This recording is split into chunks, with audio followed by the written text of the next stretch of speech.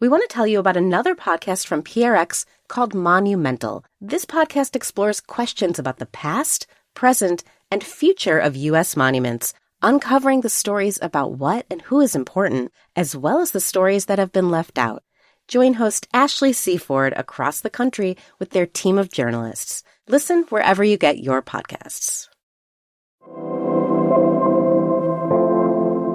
Hello and welcome to This Day in Esoteric Political History from Radiotopia. My name is Jody Avirgan.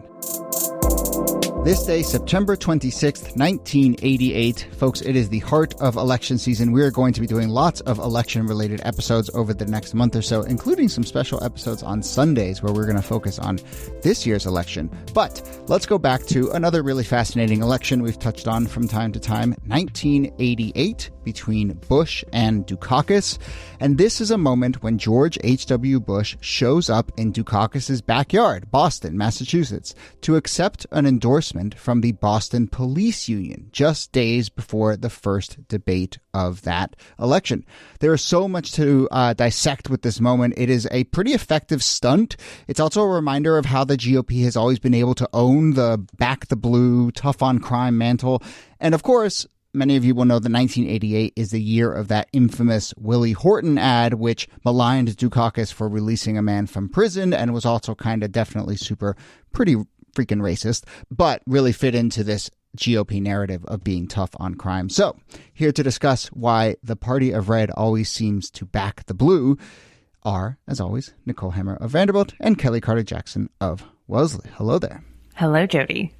Hey there. Does it feel like election season is clicking into high gear, given what we're talking about on the show and also the clock is ticking, the calendar is flipping. Calendar, it just keeps passing. Someone said the other day when I was talking to them, they're like, it's less than 100 days from the election. I was like, it's less than 50 days until the election. And now it's less than, what day are they on? Yeah, exactly, 30. And I mean, they were technically right. It was fewer than 100, but a lot fewer. And so the other thing worth kind of noting here is that we're going to be doing, like, as I said, stuff about this current election. We're going to be doing stuff about October surprises. But, as you get into one of the big meta lessons across all of these is that the stuff that we remember as pivotal in elections and influential in elections happens basically starting now, right? Mm-hmm. October is when, make a list of the consequential moments from elections that people remember. And 90% of them happened in October. So we're in that moment. Someone should do a show on that. Yes, exactly. I know. but that's one of the questions I think that's interesting to ask with this Bush-Dukakis thing is like, how effective was this stunt? How much did this recast this particular election around this crime question? And then, yes, that larger question of why does the GOP seem to really own that mantle of tough on crime, at least in modern politics. But let's go first to Boston, to Dukakis' backyard. Why is it that Bush decides with his precious few days left in the election that this is a worthwhile thing to do, to go to Boston and get this endorsement? NIki? It's fascinating when we look around now and all of the candidates are focused on swing states. Massachusetts was not a swing state. In fact, Dukakis was its governor. But that's the reason why Bush goes there, because Bush is trolling him. He is getting police officers from Massachusetts, the police officers who work under Dukakis, and says, look, your boys support me. And it was reinforcing the main message of the Bush campaign, which was that Dukakis, and by extension the Democrats, are weak on crime. So if you're scared of crime and if you are worried about your safety, then you need to vote Republican. And here's the thing. Who's not afraid of crime? Who's not, it's rational, but the way in which it gets weaponized to terrorize people or to get people to be paranoid about crime, the idea that no one wants to be considered as a softie, as someone who is, willing to sort of tolerate crime, is just absurd. But it's a battle you sort of can't win, because you either have to double down or that's it. And we've talked about how from the 1960s on through this moment, the rise in violent crime especially was pretty significant. And so this had become a real political issue. And you had some folks who were interested in questions of reform. It's also in this period where the death penalty is effectively suspended for a few years, where you have these furlough programs that are about that the prisons are too crowded because you've packed them through full of people now, but that there are ways to kind of let people reintegrate into the community. And those are exactly the kinds of issues that the Bush campaign is going to seize on as evidence that the Democrats aren't reformers. They just are soft on crime and don't have a way to really deal effectively with this perceived problem. Yeah. I have a few questions about the sort of Massachusetts element of it all and Dukakis, and then we can get to the Willie Horton ad. It is worth pointing out, and this is a bigger question to maybe circle back to, but, this is an election where Dukakis really was leading like up until the late summer. And this moment right here is kind of when Bush really starts to take over. And I think one of the big questions is kind of how much does just focusing and hammering away on crime really become one of the things that sort of turns the tide in this election. But the stuntiness of it, showing up in Massachusetts in Dukakis's backyard, so to speak. How does Dukakis take to this? Well, he hits back, right? He goes down to Texas, which is ostensibly where Bush is from, and he gathers some Texas law enforcement officers and brings them around and says, well, these guys are supporting me, so haha, me too. Yeah. He kind of has a zinger line. Can I quote what he says in his speech? He's basically says, we're here today to investigate a felony, assault and battery on the truth. Because what George Bush is doing to the truth in this campaign is a crime. Like, the play on words, the metaphors, I love it. So corny. I know. I love it. It's assault not bad. and battery of the truth. I love it. Yeah, it's not bad. And, it does become a little bit of a tit for tat, especially if, funnily enough, they're supposed to be prepping for a debate here, but now they're getting wrapped up in these kind of competing press junkets with, police phalanx behind them. It is worth noting that Dukakis plans this counter stunt, is able to plan this counter stunt because he's tipped off to the fact that Bush is going to go to Massachusetts and do this event. And so there's a little subterfuge here. And so he has a couple of days to plan this in that window when they're supposed to be getting ready for the debate. They're now distracting themselves with these counter stunts. But it is because someone, I guess, tipped their hand or something. Well, I mean, he's the governor of Massachusetts. If a campaign is planning a big event in Massachusetts, he's going to find out. Yeah. Certainly if it involves the police. Right? Yeah. Can we also address, I think, a really important larger context, which is the fact that, it's due to Nixon's administration that cut all of the federal programming that would help people that were generally either unhoused or had, public health issues, mental health issues, those. I remember being in the 80s and sort of living either in proximity to our inner city, seeing lots of homelessness, seeing crack on the rise in the age of crack. It's the just say no moment too. A lot of people are intensely paranoid about seeing the rise of unhoused people, the rise of drug activity or criminal activity. But that doesn't come without administrative decisions that create those sort of outcomes. Right. But yes, it's a very salient issue, obviously, for this moment. And I think that fear of big cities and Dukakis maybe running, coming from a place that has a big Northeast city. And obviously we've done episodes on the Len Bias question, and that was a Boston story. So I think it just plays into a lot of the kind of those classic fears about big city liberalism and crime and so forth. Since Kellie mentioned Nixon, and that is basically a klaxon for me to come in, Nixon is the source of a lot of this messaging about crime. He is the source of the war on drugs. His administration also, as early as his 1968 campaign, were pointing to the Supreme Court and saying, well, the Supreme Court has made all of these liberal rulings that are pro-criminal and anti-victim, and they're the reason why we have so much crime. And so he's figuring out in both his 68 and 72 campaign how to leverage the spike in crime, tie it to liberal policy and to liberal ideas so that he can then use it as a kind of political message. And it is so effective that Republicans return to it time and time again. Yep. And in fact, by the 1990s, you have Democrats who are that seems to work. We should probably do that too. Mm-hmm.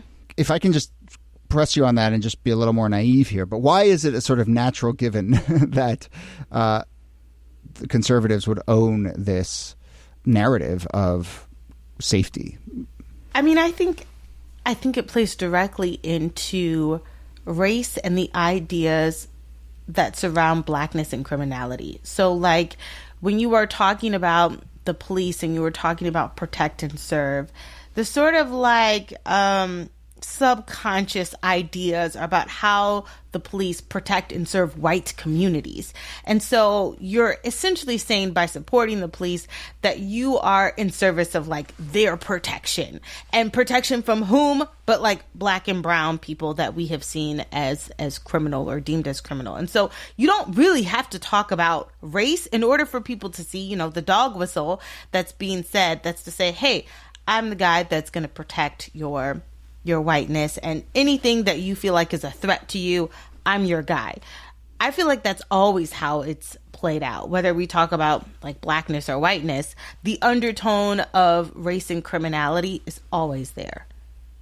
And layered on top of that is the difference between individualistic and institutional explanations for social problems. And it is much more common on the right to say that the individual rises or falls based on their own actions.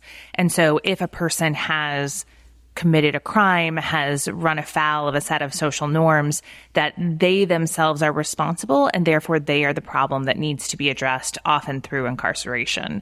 And so if you have a more institutional explanation, then you might be interested in reforming institutions or setting up new safety nets to help people to get out of difficult situations. But if that isn't your perspective, then incarceration becomes a much more likely solution.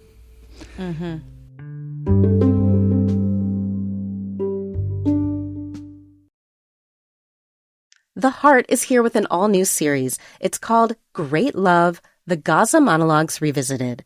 Fellow Radiotopian Caitlin Prest teamed up with Ashtar Theater in Ramallah, Palestine, to turn their famed play into radio magic that looks at what's happening in Gaza today.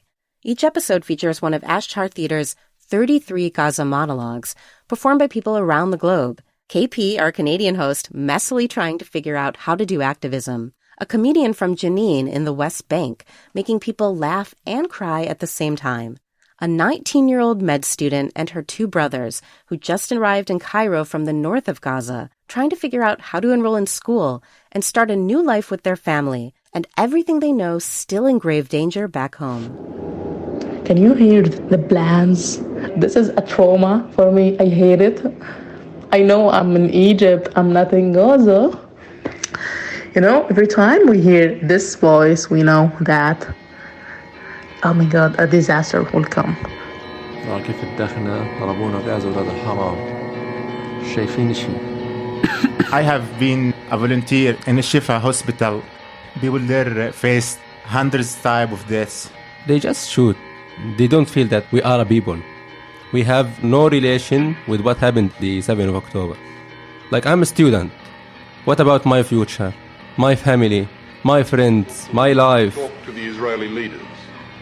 That's kind of conversation between the sword and the neck, you mean? You could still talk. Talk about what? Talk about the possibility of not fighting.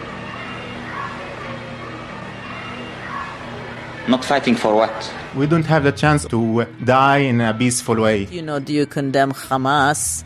Like, how can you say that after so many children have died? You know that we are surprised that we faced all of this and we are not got crazy yet. Why? Tell me why. We have to be crazy now. The true revolutionary is guided by feelings of great love on the heart. In typical Heart fashion, KP and her team address this harrowing topic in a way that ends up being heartwarming, soul-crushing, and funny at the same time. The series explores the kind of love that makes it so that you care about people far away that you haven't met yet, and shows the way that love turns into real bonds that form in the wake of a historic atrocity.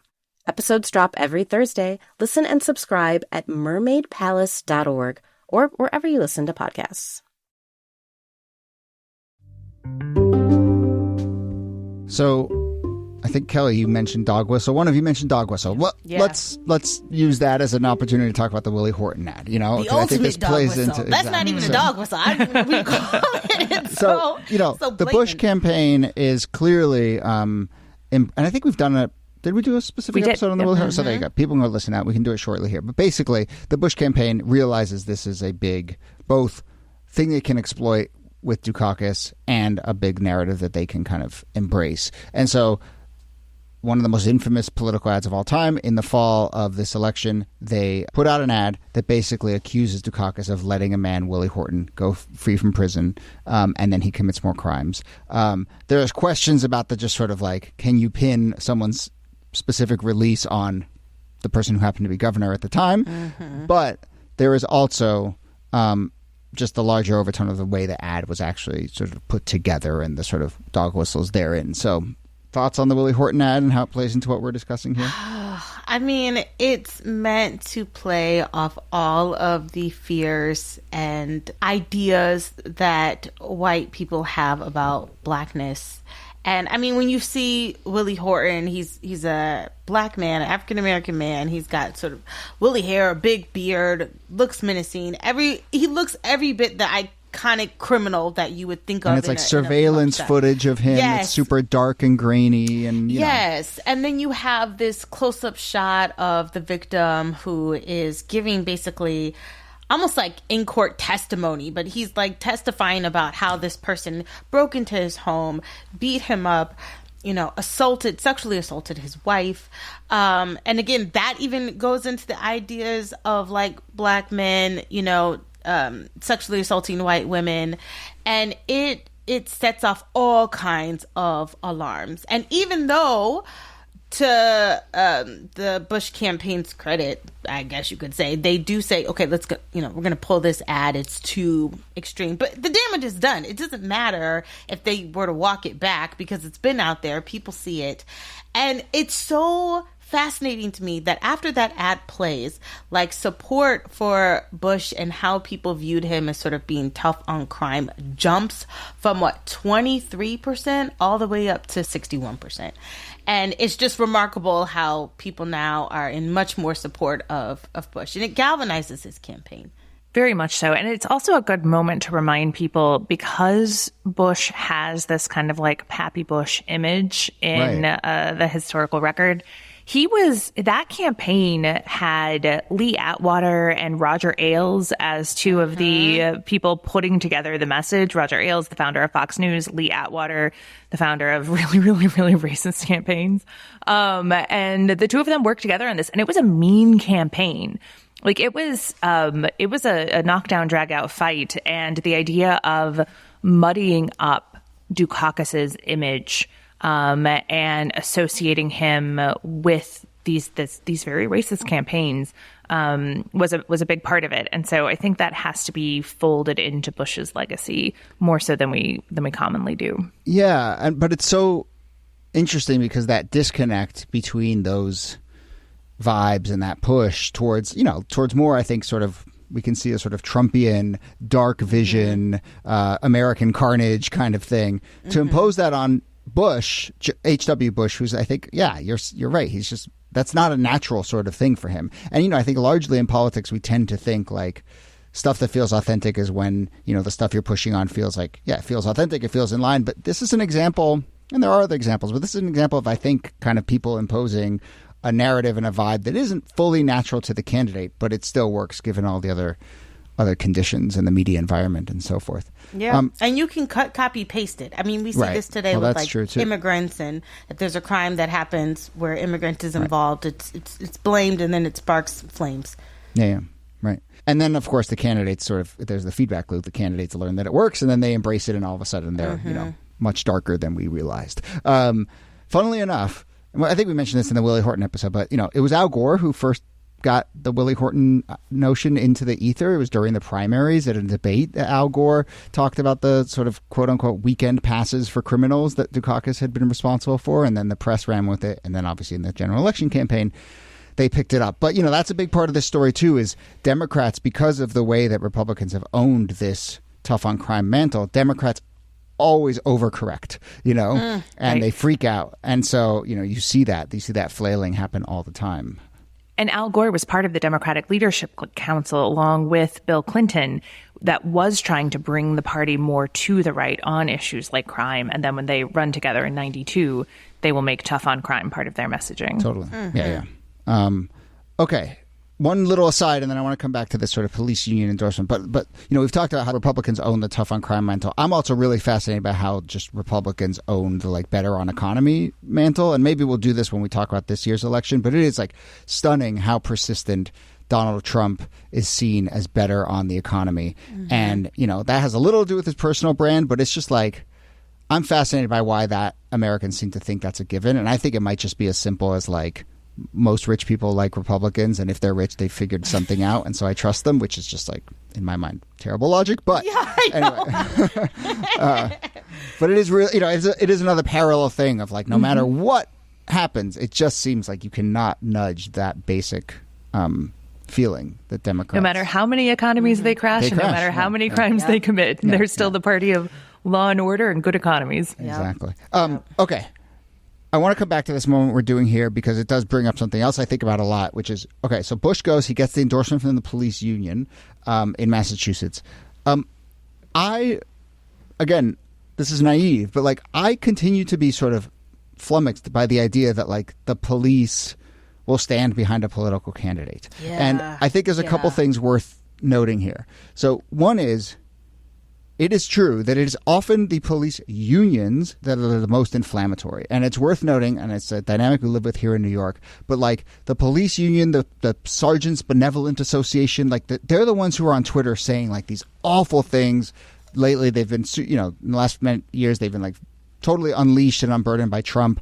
And, the people who are still rank and file police officers going about their business every day, I think some of them probably cringe a little bit about what their union's saying. But it is worth saying, a lot of that stuff you see out there of oh my God, the police said this crazy thing often on Twitter. It is actually the union. It's just some angry retired cop with a Twitter account. That said, current police become members of the retired police union. And, but it is also the case that more and more recently, Trump does this all the time, gathers actual serving current police officers and puts them behind him and you see fire trucks with Trumpian stickers on them all the time. It is just becoming melded more than I've ever seen in my lifetime. And again, call it naive, but I think literally the Hatch Act says you're not supposed to do that. But I just think as a norm, it's a really kind of dangerous and icky norm. Yeah, it's not great. It's not a good book. No, it's not great at all. And how do you, from a Democratic perspective, how do you wield that as well? What is the alternative to say, well, you've got cops and firefighters, we've got doctors and nurses. I don't know how people sort of create these shorthand for we support. It just, to me, all of it's problematic. Because I'm aren't you all supposed to be in service to the people? People? Well, I think that's what gets me too. There was this big campaign, follow me on this little excursion. There was this big campaign to bring down Confederate statues before courthouses because the idea that you were walking past a Confederate statue on your way into the courthouse suggested perhaps that justice was not going to be equally served there for all people. And I think when you see police officers standing behind a candidate like Donald Trump, it sends the message that they're not there to serve and protect everyone. And so it violates a public trust and any sort of shared legitimacy for what are essentially government officials in a way that doesn't seem great. Yeah. And somewhere in there is the sort of line, because I also at the same time believe that unions should be there to advocate, and a lot of that advocacy happens through politics and teachers unions and Teamsters unions, as we're seeing these days, and police unions should kind of have a voice and a seat at the table when it comes to making political decisions that affect their constituency. But, I guess we called this a stunt at the very beginning, and that's where, to me, it all comes back around. It's what Bush did here and then Dukakis did in response was a stunt using police officers. And Trump basically does only stunts, and often they involve police officers. And that, I think, is, somewhere in there, the line between political advocacy and political stunt is the icky line. Well, I also think that if you're allowed to shoot people, you give up some other things, and that's true. That's true. Yeah. All right. Well, I guess we will leave it there. Election season is off and running. We will be back soon with a little bit of analysis of what's happening in this year's election and then our October surprises. And there we go from there. So stay hydrated. Get ready. We're in the final push. Come on. There we go. Nicole Hammer, thanks to you as always. Thank you, Jody. And Kellie Carter-Jackson, thanks to you. My pleasure.